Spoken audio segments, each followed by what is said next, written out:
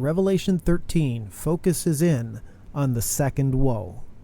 It comes chronologically after the spiritual history of the world in the last chapter, and will lead us into the next chapter, which ends with the second coming, the resurrection, the rapture, and finally the wrath of God. This is the famous 666 chapter, with 2 beasts and a dragon. And I stood upon the sand of the sea, and saw a beast rise up out of the sea, having 7 heads and 10 horns, and upon his horns 10 crowns, and upon his heads the name of blasphemy. And the beast which I saw was like unto a leopard, and his feet were as the feet of a bear, and his mouth as the mouth of a lion. And the dragon gave him his power, and his seat and great authority. This first beast doesn't come out of nowhere. It existed before it rises up out of the sea. It just went unnoticed as it was under the water until it rose up. This sounds like the moment the cat is let out of the bag, so to speak. This would line up with the abomination that maketh desolate, found in Matthew 24, Mark 13, and Daniel 11 and 12. The world just now, at this point, the beginning of the second woe, can see the beast for what it is. So what is it? It's world government, and its power comes from the dragon, or Satan.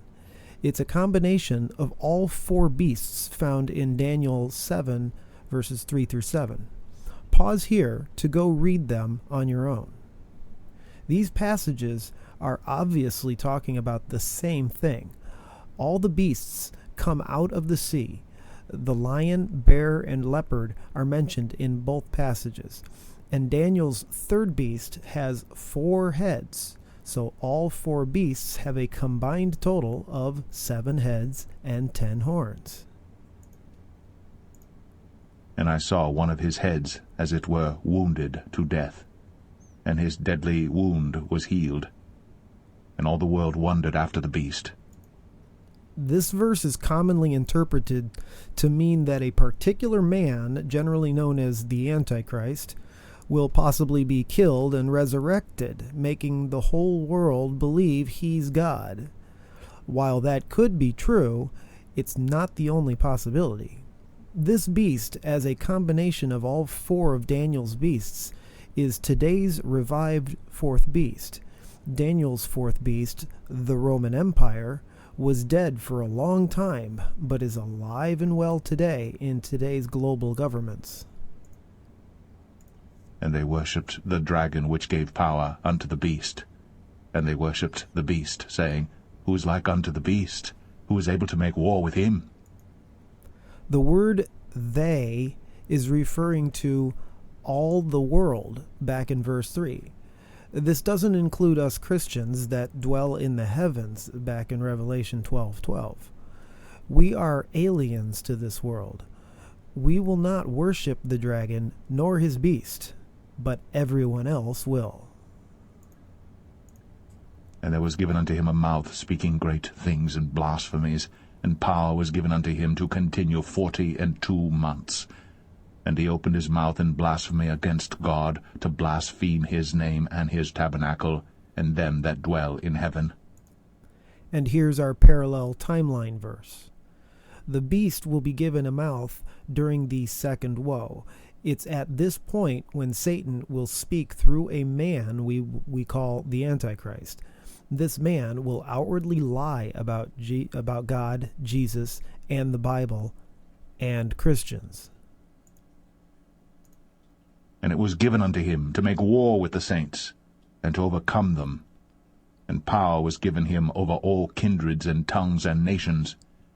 And all that dwell upon the earth shall worship him, whose names are not written in the book of life of the Lamb slain from the foundation of the world. This is why it will be the greatest tribulation. Satan will have 42 months to hunt down and kill as many Christians as he can find. And the rest of the world will worship the guy killing us. If any man have an ear, let him hear. He that leadeth into captivity shall go into captivity. He that killeth with the sword must be killed with the sword. Here is the patience and faith of the saints. Now here's an interesting couple of verses. Once in a while in Revelation, we get this little tidbit of advice telling us end times Christians something so we can endure unto the end. I see a few possibilities here. First, I think we're not supposed to try defending ourselves with weapons. I'm all for the Second Amendment, but I actually don't think God wants us to defend ourselves during the second woe with a kill or be killed attitude. We are instead supposed to be willing to lay our lives down. Killing an unsaved person just to save our own flesh for just a few more years of physical life isn't worth it. Let them kill you. Heaven is better than this life. But I see something else in these words too. The preachers who are all leading their flocks astray with false doctrines coming from all the Bible colleges that were infiltrated by Satan long ago are effectively leading people into captivity and even killing people with unsound doctrine using the Bible, also known as a sword. And I beheld another beast coming up out of the earth, and he had 2 horns like a lamb, and he spake as a dragon. Here's our second beast, but it comes up out of the earth instead of the sea. Does that mean we could see it all along? The 2 horns like a lamb make it look Christian, but it speaks like Satan. There are some who expect this to be the Roman Catholic Church. I might be one of them. And he exerciseth all the power of the first beast before him, and causeth the earth, and them which dwell therein, to worship the first beast, whose deadly wound was healed. This is now a tag team operation. This second beast leads everybody to worship the first beast.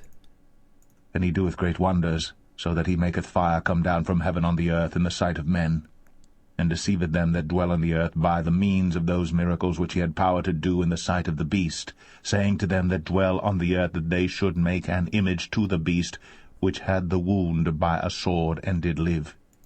This second beast will perform miracles somehow.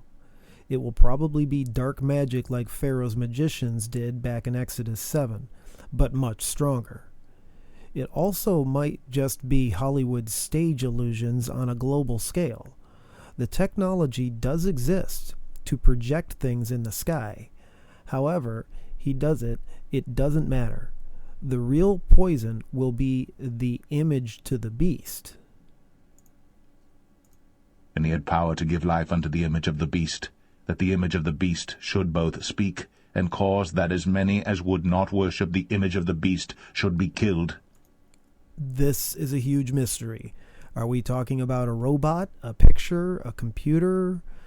I don't know what this image of the beast is going to be, but I bet we'll know it when we see it. And he causeth all, both small and great, rich and poor, free and bond, to receive a mark in their right hand, or in their foreheads. The famous mark of the beast. Until something more literal comes around to fulfill this, I believe this is talking about an RFID chip implanted in the hand or head. But we just won't know for sure until it comes around. And that no man might buy or sell, save he that had the mark, or the name of the beast, or the number of his name. Here is wisdom. Let him that hath understanding count the number of the beast. For it is the number of a man, and his number is 666. Many speculations have been made about this number, and who it could be talking about. Every world leader's name has been calculated to see if it can somehow be contrived into 666. Some have been quite convincing, actually, but I won't be dogmatic about anything until after it is fulfilled. The important thing for us Christians to glean from this is that we will be unable to buy and sell like the rest of the world. Being prepared to endure this financial segregation is more important today than trying to predict who the Antichrist will be before he gets here.